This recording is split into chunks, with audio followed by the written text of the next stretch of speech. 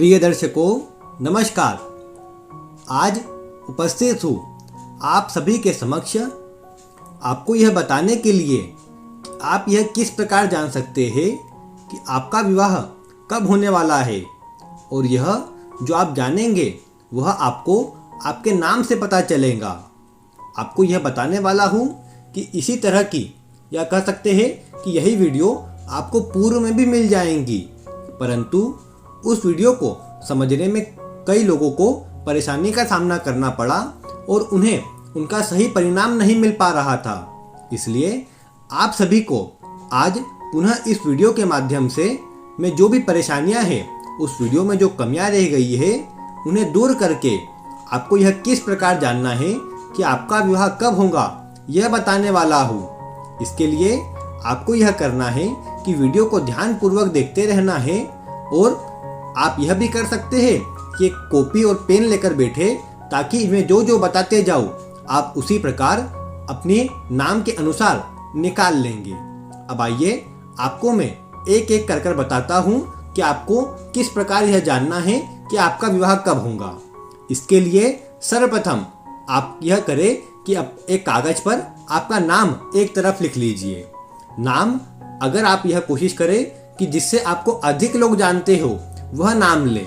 अधिकतर यह होता है कि जो डॉक्यूमेंट में नाम होता है उससे आपको अधिक लोग जानते हैं, और कई बार यह होता है कि जो आपका घर पर नाम होता है उससे आपको अधिक लोग जानते हैं। तो जिस भी प्रकार की स्थिति हो, आपको जिससे भी अधिक लोग जानते हो वह आप नाम लिख लीजिए।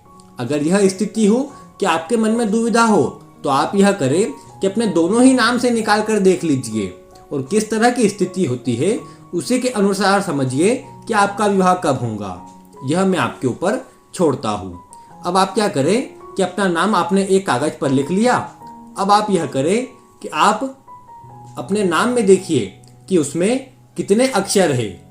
आपको इसमें यह देखना है कि कितने पूरे अक्षर हैं और कितने आधे अक्षर है।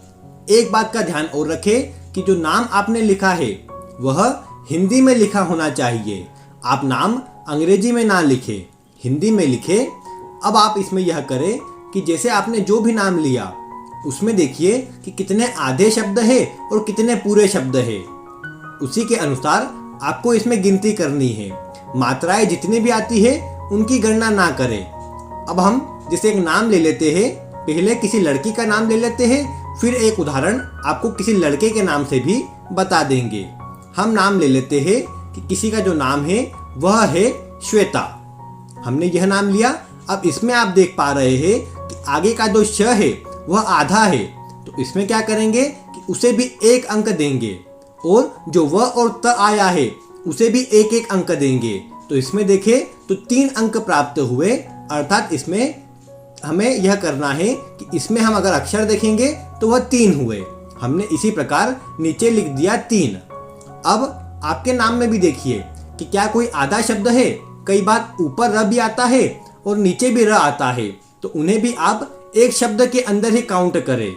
जैसे किसी का नाम गर्व हो गया, तो गर्व में जो ऊपर र आया है उसे भी आप एक अक्षर के रूप में काउंट करें, उसे भी एक अंक दे। इसी प्रकार आपने निकाल लिया होगा। आपके नाम में जो भी अक्षर आए उतने अंक आपने लिख लिए।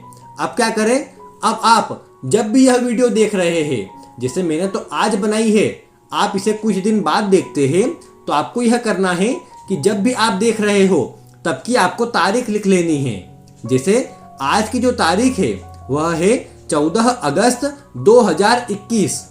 अब आप जब भी देख रहे हो तब की तारीख लिख लीजिए। मैंने यहाँ पर 14/8/2021 लिख लिया है। अब मैं क्या करूँगा कि इसमें जो तारीख मैंने ली है उन्हें सभी को आपस में जोड़ दूंगा। अर्थात जो भी आपने तारीख आपकी आती है, जिस भी दिन आप देख रहे हैं उसकी तारीख को महीने में जोड़ दीजिए, और फिर जो आए उसे जो वर्ष है उसमें जोड़ दीजिए।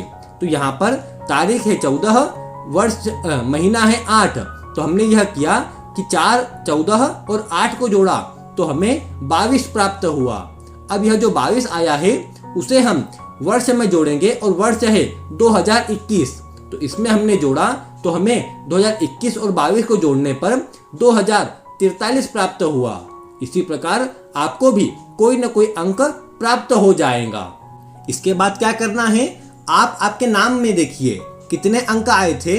अभी यहाँ पर हमारे 3 अंक आए थे, तो हमने क्या किया कि यहाँ पर 3 में 9 का गुणा किया।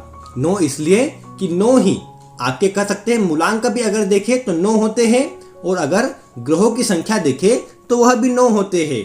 तो इसी प्रकार हमने 3 में 9 का गुणा कर दिया। तो 3 में जब 9 का गुणा किया तो हमें 27 प्राप्त हुआ। अब हम क्या करेंगे कि इस 27 को हम जो 2000 हमारे पास 43 था उसमें जोड़ देंगे।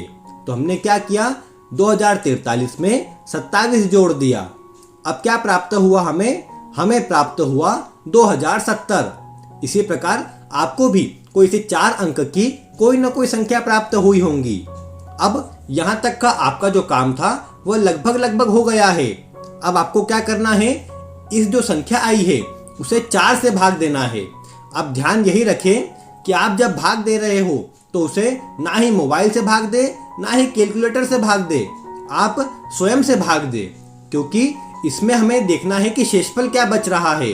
और मोबाइल में या डिजिटली आप उसे भाग देते हैं तो आपको यह होता है कि पॉइंट में आपका आंसर आता है, जिसके कारण आप सही परिणाम पर नहीं पहुंच पाते हैं और फिर कमेंट कर कहते हैं कि हमारा तो उत्तर ही नहीं आया। ऐसा नहीं है, आप स्वयं से भाग देकर देखें। अब क्या हुआ कि हम इसे 2070 को स्वयं से भाग देंगे, तो हमने यहाँ 4 से भाग देने के लिए लिखा, तो हमें क्या प्राप्त होता है वह आप देखिए। अब अगर यहाँ पर देखें तो हमें जो भागफल प्राप्त हुआ है वह 517 है, और यहाँ पर शेषफल भी है जिसे रिमाइंडर कहते हैं, वह यहाँ पर बचा है 2। इसी प्रकार आपको देखना है कि आपका जो रिमाइंडर है अर्थात जो शेषफल है वह कितना बचा है। तो आप भी इसी प्रकार देख लीजिए कि आपका जो शेषफल है वह क्या बचा है। अब अगर यहाँ पर देखें तो शेषफल आया है 2। आपके 0, 1, 2 या 3 इन चारों में से कोई भी शेषफल हो सकते हैं। उसके अनुसार ही आपको यह जानना है कि आपका जो विवाह है वह कब होने वाला है। मैं एक एक कर आपको इसका परिणाम बताता हूँ। यहाँ पर 2 बचा है, उसमें भी आ जाएगा।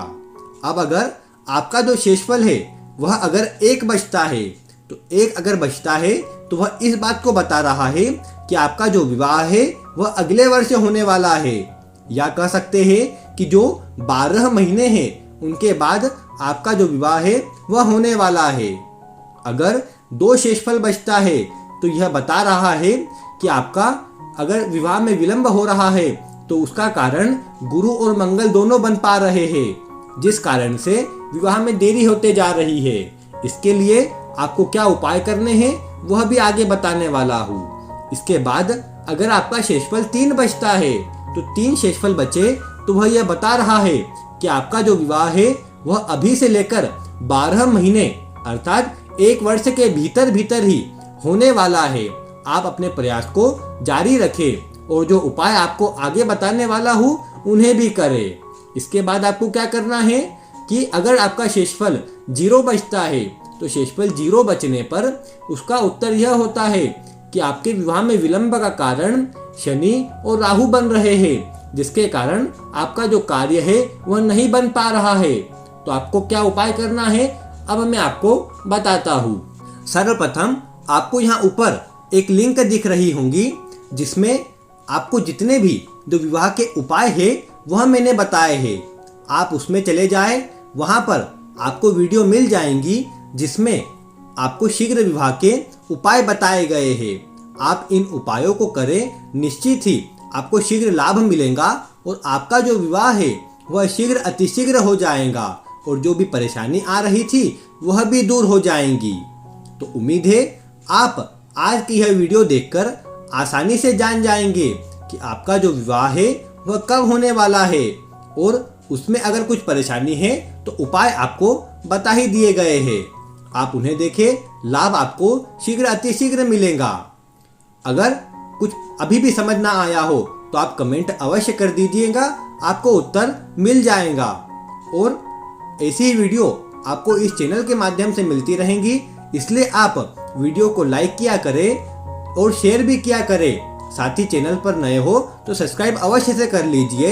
मिलते हैं फिर किसी ऐसी रोचक वीडियो के साथ। वीडियो देखने के लिए आपका बहुत बहुत धन्यवाद।